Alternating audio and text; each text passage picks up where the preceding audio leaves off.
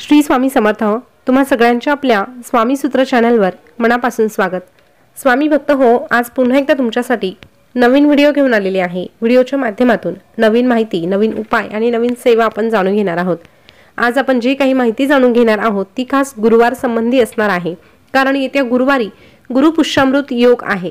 आता गुरुवार म्हटलं तर असंही स्वामी भक्तांसाठी खूप विशेष दिवस मानला जातो. या दिवशी आपण स्वामींच्या विशेष सेवा देखील करत असतो. पण आता या गुरुवारी जर पुष्य नक्षत्र आलं आहे तर त्याचं महत्त्व अजून वाढलेलं आहे. आता पुष्य नक्षत्र म्हटलं तर सगळ्या नक्षत्रांचा राजा मानला जातो आणि त्यातली त्यात जर हे पुष्य नक्षत्र गुरुवारच्या दिवशी आलं तर त्याला गुरुपुष्यामृत योग म्हटलं जातं. आणि हा योग खूप फलदायी असा मानला जातो, कारण या दिवशी आपण कुठलीही जी काही सेवा करतो त्याचं फळ आपल्याला 100% प्राप्त होत असतं. या व्यतिरिक्त या दिवशी खरेदी करण्याला देखील अनन्यसाधारण असं महत्त्व आहे.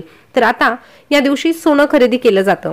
आता तुमची इच्छा असेल किंवा आर्थिक क्षमता तशी असेल आणि तुम्ही जर सोनं खरेदी करण्याचा विचार करत असाल तर नक्कीच गुरुवारच्या दिवशी तुम्ही सोनं खरेदी करू शकतात.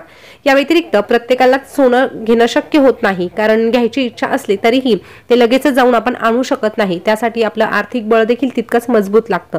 पण तरीही प्रयत्न असा असावा की वर्षाला जे काही गुरुपुष्यामृत येत असतात त्यातल्या एखाद्या का होईना गुरुपुष्यामृत योगाला आपण थोडंसं का होईना सोनं खरेदी करावं. असं म्हटलं जातं की या दिवशी सोनं खरेदी केल्याने आपल्याला ते विकण्याची वेळ येत नाही किंवा ते गहाण ठेवण्याची देखील वेळ आपल्यावर येत नाही. यासोबतच आपल्या घरामध्ये भरभराट होण्यासाठी देखील मदत मिळत असते. त्यामुळे आवर्जून जर शक्य असेल तर थोडंसं का होईना सोनं खरेदी करा. पण आता सोन्याचे भाव इतके वाढलेले आहे की अगदीच आपण ठरवलं आणि ते घेतलं असं होणार नाही. त्यामुळे ज्यांना सोनं खरेदी करणं शक्य नसेल त्यांनी चांदीची एखादी वस्तू खरेदी केली तरीही चालणार आहे. आता चांदीच्या वस्तूंमध्ये खूप साऱ्या गोष्टी येतात. जसं की आपल्या घरात मुलगी असेल तर आपण तिला पैंजण घेऊ शकतो, गळ्यातली साखळी घेऊ शकतो किंवा एखादा पेंडंट घेऊ शकतो किंवा चांदीचा गणपतीचा आणि लक्ष्मी मातेचा सिक्का देखील खरेदी करू शकतो. या दिवशी जर अशा प्रकारची आपण चांदीची वस्तू खरेदी केली तर त्याने देखील आपल्या घरामध्ये भरभराट होण्यासाठी मदत मिळत असते. तर नक्की जर सोनं खरेदी करणं शक्य नसेल तर आपण चांदीची देखील एखादी वस्तू खरेदी करू शकतो. मग त्यातली कुठलीही वस्तू असू द्या. देवघरामध्ये लागणाऱ्या अशा भरपूर प्रकारच्या वस्तू असतात. त्यामध्ये निरांजन असतं, गणपतीची मूर्ती तुम्हाला घ्यायची असेल, लक्ष्मी मातेची घ्यायची असेल किंवा सिक्का खरेदी करायचा असेल तर तो देखील तुम्ही घेऊ शकतात. आता हे झालं सोन्याचं आणि चांदीचं.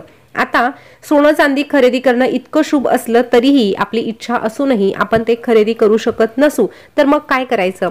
तर याऐवजी आपण बऱ्याच अशा गोष्टी आहे ज्या प्रत्येकाला घेणं शक्य होणार आहे, प्रत्येकाच्या खिशाला परवडणारा आहे आणि एकदा की त्या वस्तू आपल्या घरात आल्या की आपल्या घराची भरभराट होण्यासाठी देखील आपल्याला मदत मिळत असते, कारण त्या सगळ्या वस्तू लक्ष्मीकारक असतात. आता या वस्तूंबद्दल आपण मागे देखील 1-2 व्हिडिओमध्ये बोललेलो आहोत. तो व्हिडिओ तुम्ही ऐकला असेल तर खूप चांगली गोष्ट. पण जर पहिल्यांदाच आपल्या चॅनलवर आले असाल तर नक्कीच या व्हिडिओचा फायदा तुम्हाला होणार आहे. किंवा या व्यतिरिक्त पहिलेही ही माहिती ऐकली असेल पण अजूनही तुम्ही त्यापैकी काही गोष्टी खरेदी केल्या नसतील तर आवर्जून ह्या गुरुवारच्या दिवशी तुम्ही खरेदी करू शकतात. कारण बऱ्याचदा गुरुपुष्यामृत योग असतो पण आपल्याला मासिक धर्म असतो, सुतक असतं आणि मग काही कारणास्तव त्या गोष्टी राहून जातात. पण हा जो गुरुपुष्यामृत योग आहे तो वर्षाचा शेवटचा योग आहे. त्यामुळे या 2024ला निरोप देता देता जर आपण काही लक्ष्मीकारक वस्तू घरात घेऊन आलो आणि त्याही गुरुपुष्यामृत योगावर जर घेऊन आलो तर निश्चितच आपलं पुढचं जे वर्ष असणार आहे आणि त्यापुढे येणार प्रत्येक जे वर्ष असणार आहे ते आनंदात, सुखात आणि भरभराटीचं जाण्यासाठी आपल्याला मदत मिळणार आहे. तर अशा कुठल्या गोष्टी आणायच्या आहेत तर सगळ्यात महत्त्वाचं म्हणजे श्रीयंत्र. आता जे नेहमी व्हिडिओ बघणारे आहेत किंवा जे स्वामी भक्त आहेत त्यांना वेगळं सांगण्याची गरज नाही. त्यांना श्रीयंत्र अगदी चांगल्या पद्धतीने ठाऊक आहे. त्यांच्यापैकी बऱ्याच जणांनी श्रीयंत्र घेतलेलं देखील आहे आणि श्रीयंत्राची जर आपण सेवा केली, कुंकुमार्चन केलं तर त्याचे लाभ काय मिळतात हे देखील त्यांना ठाऊक आहे. त्यामुळे श्रीयंत्र तुमच्याकडे अजूनही नसेल तर आवर्जून आपण गुरुपुष्यामृत योगावर श्रीयंत्राची खरेदी करावी. आता ही दिंडोरी प्रणित केंद्रामध्ये तुम्हाला कुठेही सहज उपलब्ध होईल किंवा त्या ठिकाणी नाही तर कुठेही पूजा साहित्य ज्या ठिकाणी मिळतं किंवा ज्या ठिकाणी देवस्थान आहे त्या ठिकाणी जरी तुम्ही जाऊन विचारलं तरीही तुम्हाला त्या ठिकाणी आरामात ते मिळून जाईल. किंवा ऑनलाईन देखील या वस्तू मिळतात, परंतु अगदी 2 दिवस राहिले आहे त्यामुळे तुम्हाला ऑनलाईन ऑर्डर त्याच दिवशी येईल यामध्ये शंका आहे. म्हणून तुम्ही गावातल्या कुठल्या मंदिरात मिळत असेल तर तिथे जाऊन तुम्ही ते घेऊन येऊ शकतात. आता गुरुपुष्यामृत योगावर श्रीयंत्र खरेदी करणं गरजेचं आहे. पण ते जर असेल तुमच्याकडे किंवा नसेल आणि ते घेण्याची जर तुमची परिस्थिती नसेल तर मग तुम्ही अजून काय घेऊ शकतात तर हे बघा, कवडी. लक्ष्मी मातेला कवडी ही देखील अतिशय प्रिय आहे. आता नवरात्र होऊन गेले त्यानंतर लक्ष्मीपूजनही झालं, त्यामध्ये देखील कवडीचं महत्त्व आपण सांगितलेलं होतं. कवडीवर सेवा देखील आपण केलेल्या आहे. कवड्यांच्या कुठल्या सेवा आहे याविषयीचा व्हिडिओ आपल्या चॅनलवर आहे, तो देखील तुम्ही बघू शकतात. आणि त्या पद्धतीने कवड्यांवर तुम्ही सेवा करून त्याचा लाभ घेऊ शकतात। आता कवडी तुम्हाला कितीला मिळेल तर बघा 5 रुपयाला, 10 रुपयाला, अगदी 15-20 रुपयाला देखील कवडी मिळते। आता त्यामध्ये 2-3 प्रकार येतात। पांढऱ्या रंगाची कवडी असते, पिवळ्या रंगाची देखील कवडी असते आणि एक लक्ष्मीकारक कवडी असते, ती अशी चॉकलेटी रंगाची असते। तुम्हाला यापैकी कुठलीही कवडी मिळाली तरीही चालणार आहे, पण यातली कुठली तरी एक का होईना कवडी आपल्याला आणायची आहे।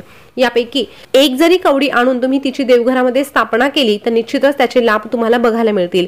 आता जर तुम्हाला एकापेक्षा जास्त जर कवड्या घ्यायच्या असतील तर त्या तुम्हाला समसंख्येत घ्यायच्या नाही, विषम संख्येत घ्यायच्या आहे। म्हणजे काय तर 1 घेऊ शकतात, 3 घेऊ शकतात, 5 घेऊ शकतात, 7 घेऊ शकतात, 11, 9, 21 अशा पद्धतीने विषम संख्येत तुम्हाला त्या कवड्यांची खरेदी करायची आहे। 2 घेऊ का, 4 घेऊ का तर नाही, विषमच संख्येत आपल्याला त्या कवड्या घ्यायच्या आहे। अशा पद्धतीने कवड्या आपल्याला घरी घेऊन यायच्या आहे आणि त्याची स्थापना आपल्या देवघरामध्ये करायची आहे। आता ही स्थापना कशी करायची तर घरी आणल्यानंतर आता गुरुपुष्यामृत मुहूर्तामध्येच आपल्याला ह्या खरेदी करायच्या आणि त्याची पूजा देखील गुरुपुष्यामृत मुहूर्तावरच करायची आहे। तर ह्या गुरुवारचा किंवा ह्या वर्षाचा शेवटचा जो गुरुपुष्यामृत मुहूर्त आहे तो सूर्योदयापासून सुरू होत आहे तर दुपारी 3:36 असणार आहे। म्हणजे साधारणतः 3:30च्या आत तुम्हाला त्या कवड्या खरेदी करायच्या आहे आणि त्याची पूजा देखील करायची आहे। त्या कवड्या खरेदी करून आणल्यानंतर त्या धुवून घ्यायच्या, पुसून घ्यायच्या आणि त्या एका प्लेटमध्ये ठेवायच्या। त्या प्लेटमध्ये आपल्याला थोडे तांदूळ ठेवायचे आणि त्यावर ह्या कवड्या ठेवायच्या आहे। त्यावर आपल्याला सेवा करायच्या आहे। हळदी कुंकू अर्पण करायचं, अक्षता अर्पण करायच्या, फूल अर्पण करायचं, दूध साखरेचा नैवेद्य दाखवायचा आणि पुढे ज्या काही सेवा सांगत आहे त्या करायच्या। आता सेवा काय करायच्या तर आपल्याला लक्ष्मी मातेच्या सेवा करायच्या आहे। त्यामध्ये सगळ्यात महत्त्वाची जी सेवा आहे ती म्हणजे कुंकुमार्चन। आता तुमच्याकडे श्रीयंत्र असेल तर तुम्ही श्रीयंत्रावर कुंकुमार्चन करू शकतात किंवा फक्त श्री सुक्तम तुम्ही 16 वेळेस म्हटलं तरीही चालणार आहे। बघा 16 वेळेस आपल्याला श्री सुक्तम म्हणायचं, अगदीच 16 वेळेस शक्य नसेल म्हणणं तर कमीत कमी एकदा तुम्हाला श्री सुक्तम म्हणायचं। त्यानंतर 16 वेळेस लक्ष्मी गायत्री मंत्र, 16 वेळेस विष्णू गायत्री मंत्र, 16 वेळेस कुबेर मंत्र, 16 वेळेस नवार्णव मंत्र। आता हे जे मंत्र आहे ते तुम्हाला नित्य सेवेच्या पुस्तकात बघायला मिळतील। नसेल तर तुमच्याकडे मोबाईल आहे, तुम्ही गुगलवर सर्च केलं तर सहज हे मंत्र तुमच्या समोर येतील। अशा प्रकारची ही सेवा आपल्याला त्या कवड्यांवर करायची आहे। त्यानंतर एकदा व्यंकटेश स्तोत्र वाचायचं आहे। अशा पद्धतीने जर आपण लक्ष्मी माता आणि विष्णू भगवान यांची एकत्रित जर सेवा केली आणि कुबेर देवाचा देखील आपण मंत्र म्हटलो तर निश्चितच आपल्याला त्याचे लाभ बघायला मिळतील। आता ह्या कवड्या एकदा घरात आणून ठेवल्या की लगेच आपल्या घराची भरभराट होईल का तर नाही। हे बघा, आपण जेव्हा त्या कवड्या विकत आणतो तेव्हा ती फक्त एक वस्तू असते, पण जेव्हा आपण तिची पूजा करतो, तिच्यावर काही सेवा करतो तेव्हा खऱ्या अर्थाने त्या सिद्ध होत असतात आणि एकदा की कवड्या सिद्ध झाल्या की मग आपोआप आपल्या घरामध्ये बदल दिसून येतात। आता लगेच हे होतं का तर नाही, त्यामध्ये देखील आपल्याला सातत्य ठेवायचं आहे।